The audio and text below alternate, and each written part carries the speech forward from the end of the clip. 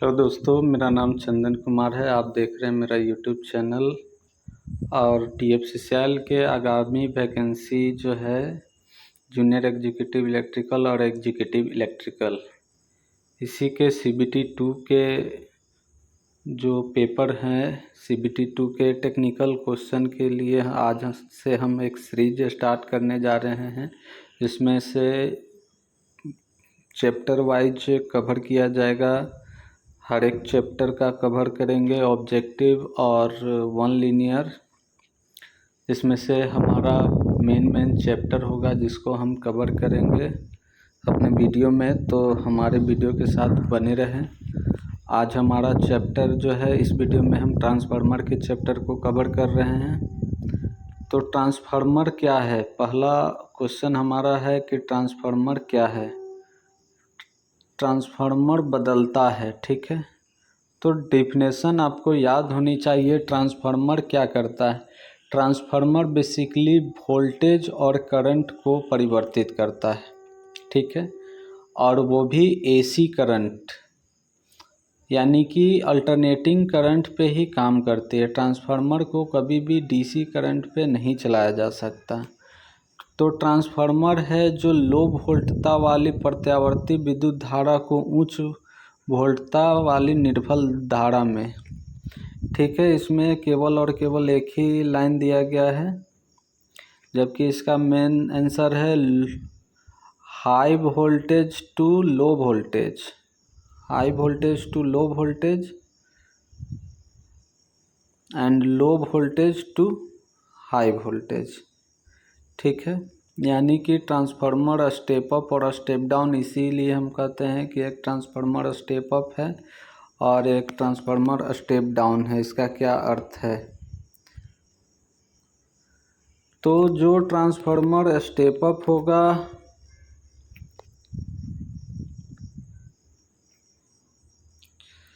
जो ट्रांसफार्मर हमारा step up होगा, स्टेप अप, ठीक है। स्टेप अप जो ट्रांसफार्मर होगा उसमें वोल्टेज को लो वोल्ट से हाई वोल्ट में चेंज किया जाएगा, ठीक है। लो वोल्ट से हाई वोल्ट में चेंज किया जाएगा। और जहाँ लो वोल्टेज होगा वहाँ करंट जो है I का मान ज़्यादा होगा, और जहाँ वोल्टेज ज़्यादा होगा वहाँ करंट का मान कम होगा। यानी कि कह सकते हैं कि लो वोल्टेज और उच्च धारा को उच्च वोल्टेज और निम्न धारा में परिवर्तित करता है। ये ट्रांसफार्मर का मेन डेफिनेशन है। यानी कि धारा करंट और वोल्टेज दोनों का परिवर्तन होता है ट्रांसफार्मर के द्वारा। तो सेम स्टेप अप है, और स्टेप डाउन में भी हम देखते हैं। स्टेप डाउन में क्या होता है? स्टेप डाउन, ठीक है। सेम स्टेप डाउन में हमारा हाई वोल्टेज जो है वो लो वोल्टेज में चेंज होगा, और हाई वोल्टेज में जो हमारा करंट है वो लो रहेगा। तो लो करंट जो है हाई करंट में चेंज हो जाएगा। ये स्टेप डाउन का ट्रांसफार्मर हो गया। अब नेक्स्ट क्वेश्चन पे चलते हैं। यानी कि हमारा ट्रांसफार्मर का डिफिनेशन जो है, उच्च वोल्टता को निम्न वोल्टता में और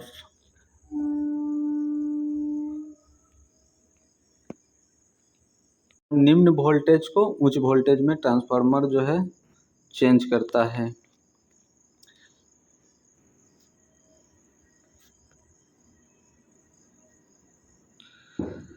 सेकेंड क्वेश्चन हमारा है, एक आइडल ट्रांसफार्मर क्या है? एक आइडल ट्रांसफार्मर किसको बोलते हैं? आइडल ट्रांसफार्मर में कुंडलनों में कोई भी प्रतिरोध नहीं होता। जो इसकी वाइंडिंग होती है, वाइंडिंग में कोई भी रेसिस्टेंस नहीं होगा। एकदम रेसिस्टेंस जो है 0 के बराबर होगा, तो वो ट्रांसफार्मर आइडल माना जाएगा। यानी कि आइडल कहने का अर्थ है कि अगर रेसिस्टेंस 0 के बराबर होगा तो उसमें कोई भी लॉसेस नहीं होंगे, ना ही तो कोर लॉसेस होंगे और ना ही तो कॉपर लॉसेस होंगे। तो जिसमें कोई लॉस नहीं होगा वो ट्रांसफार्मर हमारा आइडल माना जाएगा। थर्ड क्वेश्चन देखते हैं, ट्रांसफार्मर का मूल अवयव नहीं है, तो ये ऑब्जेक्टिव टाइप है। तो इस ट्रांसफार्मर के कौन कौन से पार्ट होते हैं, आप पार्ट को याद कर सकते हैं, उससे इसका आंसर मिलेगा। ट्रांसफार्मर जो है उसमें मेनली पार्ट जो होते हैं, कंजर्वेटर होते हैं, मेन टैंक होते हैं, कंजर्वेटर होते हैं, बूशिंग लगे होते हैं, ब्रीदर लगा होता है। तो ट्रांसफार्मर के कुछ मेन पार्ट होते हैं। नेक्स्ट क्वेश्चन है, खाली स्थान को एक घूर्णी परिणामित्र माना जाता है। तो इसका क्वेश्चन का आंसर है इंडक्शन मोटर। चूँकि ट्रांसफार्मर जो है वो स्टैटिक्स इक्विपमेंट है, ट्रांसफार्मर जो है वो स्टैटिक्स इक्विपमेंट है। यहाँ कर रहा है कि मूवमेंट ट्रांसफार्मर का नाम बताएं, तो प्रेरण मोटर, इसलिए इसका आंसर दिया गया है। परिनमन अनुपात क्या होता है? तो परिनमन का इंग्लिश अर्थ होता है ट्रांसफॉर्मेशन रेशियो। ट्रांसफॉर्मेशन रेशियो क्या होता है? तो ट्रांसफॉर्मेशन रेशियो है V2/V1 = N2/N1 = I1/I2। ठीक है, इसको हम फ्रेश देखते हैं।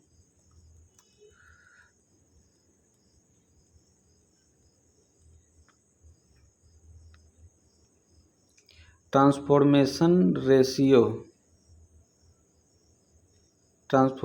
रेशियो को हम K से डिनोट करते हैं, और K का मान जो होता है N2/N1 = V2/V1 = I1/I2। चूँकि करंट यहाँ चेंज हो जाता है, करंट और वोल्टेज जो होता है एक दूसरे के इन्वर्सली प्रोपोर्शनल होते हैं। जिस साइड में टर्न रेशियो ज़्यादा होगा वहाँ वोल्टेज ज़्यादा होगा। तो सेम इसी कारण ये, और वोल्टेज जहाँ ज़्यादा होगा वहाँ करंट कम होगा। करंट का जो रिलेशन है उल्टा रहेगा, बाकी टर्न का रिलेशन है वोल्टेज के डायरेक्ट रहेगा। नेक्स्ट क्वेश्चन हम देखते हैं, छोटे ट्रांसफार्मरों के लिए कोड किस प्रकार बनाया जाता है? कोड का आकार जो मुख्यतः होता है वो आयताकार होता है। बड़े बड़े ट्रांसफार्मरों के लिए कोड अनुप्रस्थ काट वृत्ताकार बनाया जाता है। ऐसा क्यों किया जाता है? तो इससे क्या होता है, कॉपर की बचत होती है। अब एक क्वेश्चन इसमें आता है कि ट्रांसफार्मर का कोर होता है वो किससे बना होता है? ट्रांसफार्मर का कोड होता है जो लेमिनेटेड स्टील से बनाया जाता है, लेमिनेटेड सिलिकॉन स्टील, ताकि इससे जो है ईडी करंट लॉस जो है कम हो। ईडी करंट लॉस को कम करने के लिए जो कोर को एक मोटा पदार्थ में ना रख के कोर को जो है एक पूरे शीट के रूप में रखा जाता है। कोर को एक मोटा पदार्थ के रूप में ना रख के उसको एक पतले पतले शीट के रूप में रखा जाता है, ताकि इससे ईडी करंट लॉस है जो कम हो। नेक्स्ट क्वेश्चन देखते हैं, शक्ति ट्रांसफार्मर में लेमिनेशन प्रयोग किया जाता है। जो हमारा पावर ट्रांसफार्मर होता है उसमें लेमिनेशन कौन सा प्रयोग किया जाता है? Cold rolled grain oriented lamination का प्रयोग किया जाता है। कोर या सेल प्रारूपी आंतरिक अंग के लिए पटल प्रयोग में लाई जाती है। जो लेमिनेटेड शीट होती है, कोर ट्रांसफार्मर दो टाइप के होते हैं, एक कोर टाइप होते हैं, एक सेल टाइप होते हैं। तो इसी में कर रहे हैं, इसका बनाने का संरचना ई टाइप का होता है, आई टाइप का होता है, टी टाइप का भी होता है और यू टाइप का भी होता है। इसी के बाइंडिंग होते हैं, इस तरह से बाइंडिंग की जाती है। नेक्स्ट क्वेश्चन है, वैद्युत शक्ति प्रणाली की सबसे अधिक लंबी संचरण लाइनों में वोल्टतापात की आपूर्ति करने हेतु प्रयुक्त जो ट्रांसफार्मर होता है वो क्या होता है? चूँकि जो लंबे लंबे ट्रांसमिशन में जो प्रयोग किया जाता है, जो लाइनें भेजी जाती है, उसमें कौन सा ट्रांसफार्मर का उपयोग किया जाता है? चूँकि ग्रिड से ट्रांसपोर्टेशन किया जाता है, ट्रांसमिशन किया जाता है बिजली का, उसमें कौन से ट्रांसफार्मर का उपयोग किया जाता है, सवाल ये है। तो उसको क्या बोलते हैं हम लोग? बूस्टर ट्रांसफार्मर बोलते हैं। बूस्टर ट्रांसफार्मर का उपयोग पहले रेलवे में भी किया जाता है, जो कि अब मोस्टली बंद हो चुका है। इसके जगह पे ऑटो ट्रांसफार्मर का यूज किया जाता है, जो एसपी और एसएसपी पे लगे होते हैं।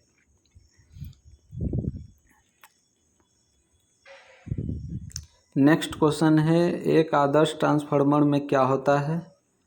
तो N2 बटा N1 इजकल टू I1 बटा I2। आप इस फार्मूला को आप चेक कर सकते हैं, इसका यही रेशियो आएगा। नेक्स्ट हमारा क्वेश्चन है कि ट्रांसफार्मर का ईएमएफ जो मान है वो निर्भर करता है।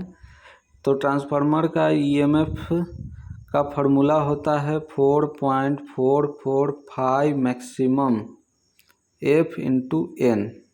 ठीक है, ये ईएमएफ का फार्मूला है, ट्रांसफार्मर के ईएमएफ का फार्मूला है। अब इसमें हमारा 4.44 टर्म है और ये हमारा मैक्सिमम फ्लक्स है, फ्रीक्वेंसी है, टर्न है। आप इसमें देख सकते हैं, हमारा फर्स्ट है टर्नों की संख्या जो कि सही है, सेकंड है आवृत्ति सही है, और फ्लक्स, वो भी कौन सा flux? Maximum flux. Next question पे हम चलते हैं। एक यंत्र ट्रांसफार्मर प्रचलित किया जाता है अनेक यंत्रों को। सेकंड क्वेश्चन है, बकोल्ज रिले का प्रयोग किया जाता है। बकोल्ज रिले का प्रयोग हमेशा ऑयल कूल्ड ट्रांसफार्मर में ही किया जाता है। कूलिंग के ट्रांसफार्मर के कूलिंग के बहुत से टाइप है। एयर कूलर होता है, ऑयल कूलर होता है, ऑयल ब्लास्ट कूलर होता है। तो बकोल्ज रिले का प्रयोग वहीं किया जाता है जहां पर ये ऑयल कूलिंग ट्रांसफार्मर होता है। ट्रांसफार्मर की दक्षता कम होगी।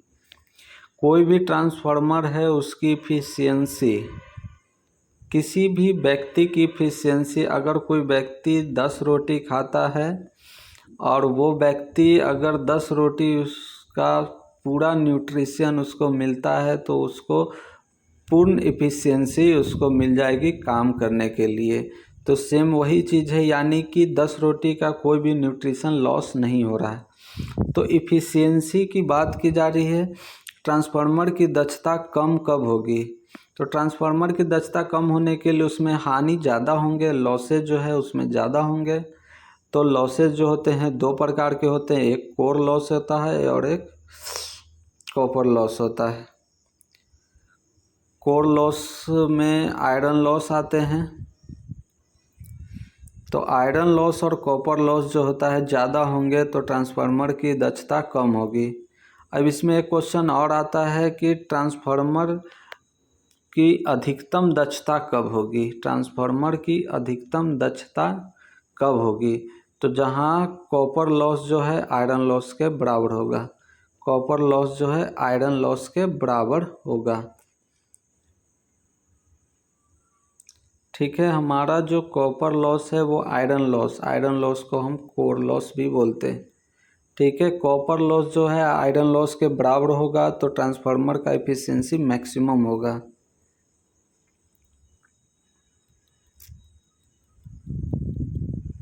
नेक्स्ट क्वेश्चन पे हम चलते हैं।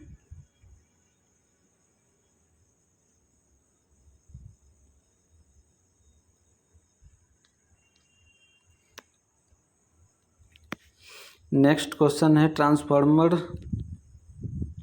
स्टेप डाउन ट्रांसफार्मर में प्राइमरी वाइंडिंग कैसी होती है? तो अभी हमने बात किया था कि ट्रांसफार्मर दो प्रकार के होते हैं, एक स्टेप अप होते हैं और एक स्टेप डाउन होते हैं। एक स्टेप अप होते हैं और एक स्टेप डाउन होते हैं, ठीक है। तो स्टेप अप का मतलब है कि वोल्टेज जो है कम से ज़्यादा होगा, लो वोल्टेज से ज़्यादा वोल्टेज होगा। तो जाहिर है कि लो वोल्टेज जो है उसमें टर्नों की संख्या कम रखी जाएगी और हाई वोल्टेज में टर्नों की संख्या जो है ज़्यादा रखी जाएगी। सेम स्टेप डाउन में भी वही होगा। स्टेप डाउन जो है high voltage to low voltage होगा। तो हाई वोल्टेज में है टर्नों की संख्या जो है ज़्यादा रखी जाएगी और लो वोल्टेज में है टर्नों की संख्या कम रखी जाएगी। अब क्वेश्चन कर रहा है कि स्टेप डाउन के प्राइमरी, तो चूंकि स्टेप अप ट्रांसफार्मर का प्राइमरी वाइंडिंग एलवी साइड हो गया और सेकेंडरी वाइंडिंग एचवी साइड हो गया, यानी एलवी साइड में कम टर्न होंगे और अधिकतम टर्न जो होंगे सेकेंडरी साइड में होंगे। अब हमारा जो क्वेश्चन है वह है स्टेप डाउन ट्रांसफार्मर। तो अभी हमने बताया कि स्टेप डाउन जो होता है स्टेप डाउन है जो हाई वोल्टेज को लो वोल्टेज में चेंज करेगा। तो लो वोल्टेज के साइड में टर्नों की संख्या क्या होगी? कम होगी। तो टर्नों की संख्या कम है यानी कि सेकेंडरी में टर्नों की संख्या कम है, प्राइमरी में टर्नों की संख्या क्या है? ज़्यादा है। तो हमारा आंसर होगा अधिक टर्न। तो अधिक वर्तन कर रहा है, वर्तन यानी कि टर्न। हिंदी के जो टेक्निकल लैंग्वेज होते हैं वो थोड़े से टफ माने जाते हैं। नेक्स्ट क्वेश्चन है ट्रांसफार्मर में लगे ब्रीदर